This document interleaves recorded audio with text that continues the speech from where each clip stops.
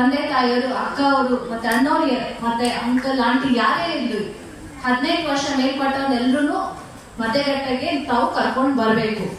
ಯಾವ ರೀತಿಯಾಗಿ ಹೊಸ ಸಿನಿಮಾ ಬಂದ್ರೆ ಥಿಯೇಟರ್ ಅಲ್ಲಿ ತಾವು ಕರ್ಕೊಂಡು ಹೋಗೋದಿಲ್ವಾ?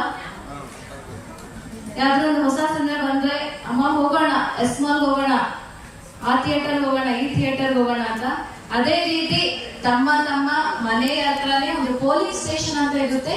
ಆ ಪೋಲಿಂಗ್ ಸ್ಟೇಷನ್ ಬಂದ್ಬಿಟ್ಟು ಸರ್ಕಾರಿ ಕಾಲೇಜಲ್ಲಿ ಅಥವಾ ಸ್ಕೂಲ್ ನಲ್ಲಿ ನಾವು ಒಂದು ಪೋಲಿಂಗ್ ಸ್ಟೇಷನ್ ಅಂತ ಓಪನ್ ಮಾಡಿರ್ತೀವಿ.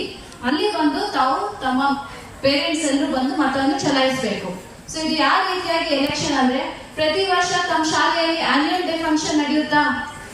ಯಾಕೆ ನಾವು ಆನ್ಯುವಲ್ ಡೇ ಫಂಕ್ಷನ್ ಮಾಡ್ತೀವಿ? ಆ ವರ್ಷದೆಲ್ಲ ಮುಗಿಸ್ಕೊಂಡು you are entering in your next class ಅಂದ್ರೆ 5th ಸ್ಟ್ಯಾಂಡರ್ಡ್ ಇಂದ 6th ಸ್ಟ್ಯಾಂಡರ್ಡ್ ಎಂಟ್ರಿ ಆಗೋಕ್ಕಿಂತ ಮುಂಚೆ ಒಂದು ಆನ್ಯುವಲ್ ಡೇ ಫಂಕ್ಷನ್ ಮಾಡಿಬಿಟ್ಟು ಒಂದು ಫೈನಲ್ ಎಕ್ಸಾಮ್